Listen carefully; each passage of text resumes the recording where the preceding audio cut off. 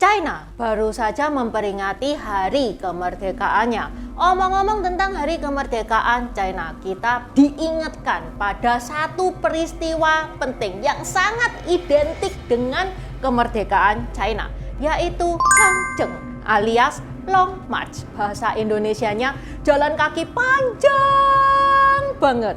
Sepanjang apa? Itu tentaranya Mao Zedong jalan kaki sepanjang 9.600 km yang ditempuh dalam jangka waktu 1 tahun. Kalau teman-teman nggak punya bayangan sepanjang apa itu 9.600 km, ini nih. Di Indonesia, dari Sabang sampai Merauke itu 5.150 km. Sudah kombinasi dari perjalanan darat plus perjalanan laut. Nah, kalau 9.600 berarti ya PP itu Sabang sampai Merauke. Hampir kayak gitu kurang lebih bayangannya. Ngapain toh ada program gerak jalan kayak gitu? Gimana pelaksanaannya dan apa hubungannya dengan kemerdekaan China? Ini adalah sejarah seru yang teman-teman harus tahu. Nonton video ini sampai habis. Tajanihau, namaku Intan. Selamat datang di channel aku, Dynasty. Kalau teman-teman suka sama baju yang Intan pakai, ini gambar Dr. Hua Tuo. Dokter paling pinter di zaman 3 negara. Sebentar lagi sudah close PO. Close PO tanggal 13 Oktober. Selain Dr. Hua Tuo, ada juga karakter-karakter Tiongkok lainnya seperti Konfusius, Hakim Pao, Kera Sakti, Kaisar pertama Tiongkok Qin Shi Huang, tokoh Samko juga lengkap seperti Guan Yu, Zhuge Liang, Zhao Zhenglong, Huang Zhong, Dr. Hua Tuo, 3 bersaudara, 5 jenderal macan, sampai antagonisnya Cao Cao dan Liu Bu juga ada. Open PO sampai 13 Oktober, bisa dicek out via Shopee atau Tokped yang linknya ada di deskripsi. Okay, let's start!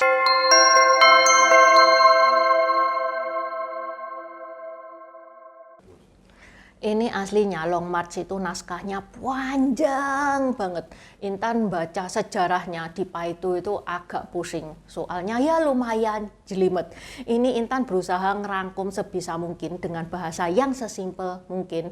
Pokoknya teman-teman itu tahu, meskipun tidak sampai detail-detail amat ya. Pokoknya teman-teman itu tahu kenapa kok ada Long March kayak gini dan apa kaitannya dengan kemerdekaannya Tiongkok. Oke, jadi setelah berakhirnya dinasti Qing. Dinasti Qing itu dinasti terakhir di China ya. China merombak sistem pemerintahannya dari monarki menjadi republik. China itu muak dengan sistem pemerintahan monarki yang kadang-kadang kaisarnya itu semena-mena, kadang kaisarnya itu gak entos buat memimpin alias BODO. Bahkan ya kaisar terakhir nih yang digulingkan, bahkan ya kaisar terakhir Tiongkok nih usianya masih 3 tahun. Nah lo, negara mau jadi apa coba kalau pemimpinnya bayi berusia 3 tahun? Ada tokoh namanya Sun Yat-sen. Dialah yang berjuang keras supaya negaranya China dari monarki menjadi republik. Dan impiannya berhasil. Setelah berhasil menggulingkan dinasti Qing, Sun Yat-sen ini bukannya tambah seneng tapi tambah ngenes. Kenapa? Soalnya China menjadi negara yang gak karu-karuan. Gak karu-karuan kayak gimana? Jadi China itu malah terpecah menjadi bagian-bagian. Yang mana bagian-bagian tersebut itu ada penguasanya masing-masing. Yang disebut warlord. Bahasa Inggrisnya kayak gitu. Sun Yat-sen kepengen mempersatukan China supaya China menjadi negara besar lagi dan memusnahkan para warlord. Buat teman-teman yang nggak tahu, Sun Yat-sen ini pendiri Partai Nasionalis. Intan pernah ngebahas tentang Sun Yat-sen, satu video sendiri. Ini nih linknya, di deskripsi juga sudah Intan taruh. Di sisi lain, pada tahun 1921, Chen Tuxiu dan Li Dachao mendirikan Partai Komunis, yang mana ini partai didirikan atas dukungan Soviet. Pada awalnya, Partai Komunis dengan Partai Nasionalis, partainya Sun Yat-sen itu menjalin kerjasama yang baik. Karena memang mereka punya visi misi yang sama, pengen mempersatukan China menjadi negara yang besar. Untuk mempersatukan China Sun Yat-sen minta bantuan negara-negara barat. Saat negara-negara barat tidak ada yang mau membantu, siapa yang membantu? Soviet.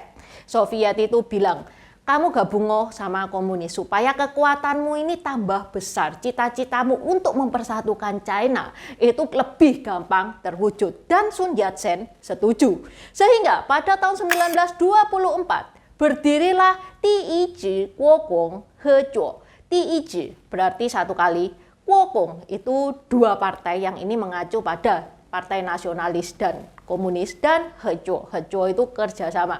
Ini adalah aliansi kerjasama antara partai komunis dan nasionalis. Sayangnya setahun kemudian, 1925 nih ya, Sun Yat-sen meninggal.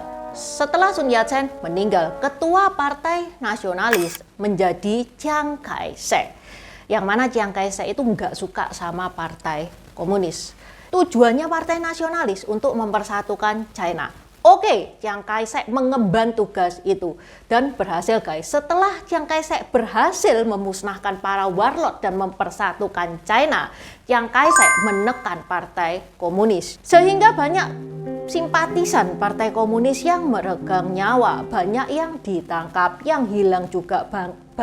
Pokoknya gencar banget itu Bu, partai nasionalis dalam mengejar partai komunis. Nah, sedangkan partai komunis pada saat itu adalah partai yang kecil, yang kekuatannya jauh di bawah partai nasionalis. Sehingga partai komunis lari dong, kalau ngelawan ya nantang maut itu namanya. Sudah tahu jelas-jelas kalah malah dilawan. Partai komunis ini tentaranya itu disebut tentara merah ya guys ya. Nah, sekarang kita masuk ke topik utamanya, yaitu Changcheng alias Long March, yang merupakan kejar-kejaran antara partai nasionalis dan tentara merah. Yang mana perjalanan ini sepanjang 9.600 km. Yang dimulai dari Jiangxi, yang mana Jiangxi itu Tiongkok Tenggara, sampai ke Yan'an, yang mana Yan'an adalah Tiongkok Barat Laut. Long March dimulai pada tanggal 16 November 1934, dipimpin oleh Poku dan Otto Braun. Otto Braun kok namanya kebule-kebulean? Ya emang dia bule, dia itu jurnalis dari Jerman yang bergabung dengan partai komunis. Yap, memang sejak awalnya memang bukan Mao Zedong yang memimpin Long March ini. Long March ini startnya dari Jiangxi, dilakukan jam 5 sore. Memang mereka itu sengaja berangkat malam dan ini adalah perjalanan yang rahasia dengan membawa 86.000 orang. Karena memang ini adalah perjalanan rahasia, beberapa pekan kemudian pasukan nasionalis baru sadar bahwa tentara merah itu sudah kabur. Gercep dong partai nasionalis ngejar tentara merah yang lagi kabur itu. 3 bulan pertama adalah hari-hari yang sangat berat bagi tentara merah karena mereka terus-menerus dibombardir oleh Angkatan Udara Chiang Kai-shek dan diserang oleh pasukan darat Chiang Kai-shek. Sehingga karena kalah terus nih ya, moral tentara merah pada down. Pas tentara merah itu berada di Chunyi. Chunyi itu provinsi Guizhou, yang mana itu adalah Tiongkok Barat Daya. Tepatnya 15-17 Januari 1935 diadakanlah konferensi Chunyi. Itu adalah meetingnya Partai Komunis. Di meeting itu kepemimpinannya Poku sama Otto Braun ini dikritik. Sehingga mereka diganti. Siapa penggantinya? Mao Zedong. Ini adalah titik balik yang penting ya bagi sejarah Partai Komunis Tiongkok. Mao Zedong berhasil mengumpulkan cukup dukungan untuk menegaskan dominasinya atas partai. Aku ini lebih hebat daripada Poku sama Otto Braun. Aku aja yang mimpin Long March ini. Dan benar guys, begitu kepemimpinan itu diambil alih oleh Mao Zedong, tepatnya pada tanggal 11 Februari 1935 di Lousang'an, Chunyi, tentara merah itu berhasil menang melawan partai nasionalis dan ini adalah kemenangan besar sekaligus kemenangan pertama sejak Long March. Pada tanggal 29 April 1935, Komite Sentral Partai Komunis dan Komisi Militer Revolusi Pusat menginstruksikan untuk mendirikan basis Soviet di Sichuan. Jadi setelah kepemimpinannya itu diambil alih sama Mao Zedong, tentara komunis ini semakin kuat. Mereka itu moralnya sudah naik, sehingga mereka pede mau membuat basis itu, mereka sudah pede, sudah layak untuk ngebikin basis. Nah, untuk pergi ke Sichuan itu, tentara merah itu harus menyeberangi sungai Changsha dari Jiapingtou. Pada tanggal 9 Mei, pasukan utama tentara merah, pasukan utama itu pasukan yang dipimpin sama Mao Zedong ini ya guys ya, berhasil melewati sungai Changsha dari Jiapingtou. Pada waktu yang sama ada korps tentara merah, yang ini adalah korps tentara merah yang lain ya, yang bukan rombongan awal dari Jiangxi itu, bukan. Dia itu basisnya di tepi utara sungai Ujiang. Yang mana korps tentara merah ini itu juga dikejar-kejar sama partai nasionalis. Nah, korps tentara merah ini juga berhasil menyeberangi sungai Ujiang, sehingga bertemulah mereka dengan korps utama. Mereka juga berhasil lolos dari kejaran ratusan ribu tentara nasionalis. Bertemulah mereka dan bergabung dengan pasukan utama.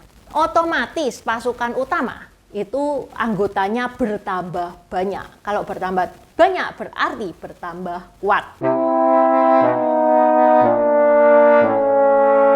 Pada bulan Juni 1935 ada bentrok internal di Partai Komunis. Ini merupakan titik krisisnya Partai Komunis. Bentrok antara Mao Zedong dan Chiang Kuo-tao, dua-dua pemimpin yang berpengaruh di Partai Komunis. Sehingga kubu mereka terpecah menjadi dua kubu. Yang mana kubunya Mao Zedong itu tetap melanjutkan perjalanan ke Tiongkok Barat Laut, yaitu Shanxi, yaitu lebih tepatnya di Yan'an. Sedangkan grupnya Chiang Kuo-tao ini, dia melanjutkan perjalanan ke Tiongkok Barat Daya. Nah, di sini kita fokus ke grup utama ya, ke grupnya Mao Zedong. Grupnya Mao Zedong itu tiba di Shanxi pada bulan Oktober 1935. Dengan membawa 8 sampai 9 ribu orang. Lah kok dikit banget, awalnya 86 ribu, sampai tujuan cuman membawa 8 sampai 9 ribu orang. Yang lainnya kemana? Ya memang sih, pada awal Long March mereka itu membawa 86 ribu orang. Itu sudah termasuk tentara, personel administratif sama ceweknya itu cuma 30 orang. Nah, Long March itu bukan perjalanan yang gampang, itu perjalanan yang sangat sulit karena disertai dengan pasukan nasionalis, sehingga banyak nyawa yang melayang di sana. Belum lagi ada juga yang terserang penyakit dan ada juga yang meninggal karena kelaparan. Sehingga pada saat Long March berakhir, survivornya cuma 8 sampai 9 ribu orang. Yang ini berarti sebagian besar pasukan awal tidak berhasil menyelesaikan perjalanan. 75% itu kehilangan nyawanya atau terpisah dari kelompok utama. Long March, perjalanan yang dilakukan oleh tentara merah ini mengakibatkan relokasi basis komunis dari Tiongkok Tenggara ke Tiongkok Barat Laut. Gila guys, 9.600 itu ya, kalau Intan bayangkan, itu dari Surabaya jalan kaki ke Turki loh guys. Itu pun masih lebih jauhan jaraknya Long March ini. Sepanjang perjalanan, mereka nih ya, tentara merah itu ya, campur melawan pasukan nasionalis, yang mana mereka itu melewati 18 pegunungan dan 24 sungai. Long March ini itu di zaman itu viral banget gitu ya beritanya, sehingga ini menginspirasi pemuda-pemuda untuk bergabung dengan Partai Komunis, sehingga Partai Komunis itu jaya-jayanya yaitu tahun 1930 sampai 40. Karena setelah kepemimpinannya Long March itu diganti oleh Mao Zedong, Partai Komunis ini mengalami banyak kemenangan. Mao Zedong pun menjadi semakin terkenal, sehingga selama perjalanan melewati beberapa daerah, melewati area-area, itu Partai Komunis jadi dapat banyak pendukung. Tadi kan Intan bilang di awal ya, Partai Komunis itu kekuatannya itu jauh di bawah Partai Nasionalis. Itu awalnya Long March. At the end of the Long March, Akhirnya Partai Komunis itu bertambah kuat. Dengan adanya Long March, pasukannya bertambah banyak, bertambah kuat ini ya. Sampai pasukan komunis itu at the end bisa mengalahkan Chiang Kai-shek. Malah Chiang Kai-shek itu yang lari ke Taiwan. Dan Mao Zedong mendirikan RRC, Republik Rakyat China. Chiang Kai-shek yang berada di Taiwan, dia itu tidak mau mengakui bahwa negaranya adalah RRC atau Republik Rakyat China. Tapi Chiang Kai-shek itu merasa bahwa dia itu China. Sehingga Taiwan juga disebut Republik China, bukan Republik Rakyat China. Jadi beda ya guys ya, Republik China sama Republik Rakyat China. Taiwan nggak sudi disebut Republik Rakyat China, tapi dengan bangga dia bilang bahwa Taiwan adalah Republik China. Kalau teman-teman pengen tahu lebih detail tentang perseteruan antara Mao Zedong sama Chiang Kai-shek, Intan pernah bahas videonya 3 tahun lalu. Ini linknya di deskripsi juga sudah Intan taruh. Oke, sampai di sini dulu bahasan Intan hari ini. Terima kasih sudah menonton. Buat teman-teman yang mau nambah-nambahin seperti biasa, silakan coret-coret di kolom komentar.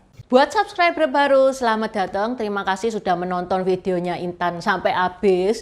Intan sarankan buat teman-teman yang baru bergabung untuk nonton videonya Intan tentang pergantian dari dinasti ke dinasti. Ini nih videonya. Di deskripsi juga sudah Intan taruh. Karena di video pergantian dinasti-dinasti itu adalah basic dari semua videonya Intan. Itu yang pertama. Yang kedua, video pergantian dari dinasti ke dinasti ini bakal sangat membantu teman-teman. Kalau misalkan teman-teman itu nonton film-film Tiongkok yang kuno-kuno itu bakal sangat membantu banget. Karena film-film Tiongkok itu nggak menceritakan secara jelas background kayak gimana. Terima kasih udah nonton channel ini sampai habis. Dukung aku terus berkarya dengan klik subscribe dan bunyikan lonceng di bawah ya guys.